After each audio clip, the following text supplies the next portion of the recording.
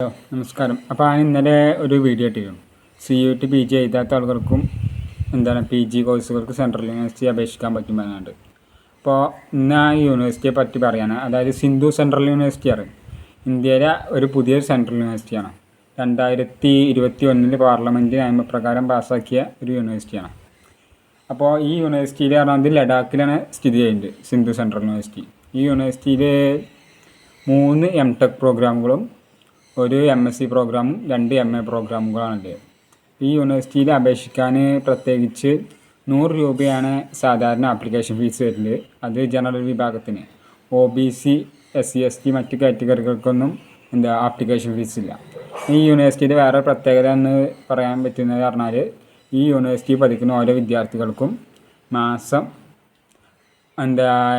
MA പ്രോഗ്രാമും MSc പ്രോഗ്രാമിനും പഠിക്കുന്ന കുട്ടികളുണ്ടാവില്ല. ഇവർക്ക് മാസം 5500 രൂപയും MTech പ്രോഗ്രാമുകൾ പഠിക്കുന്ന കുട്ടികൾക്ക് മാസം 12400 രൂപയും UGCൻ്റെ സ്റ്റൈപ്പൻഡിന് കൊടുക്കുന്നുണ്ട്.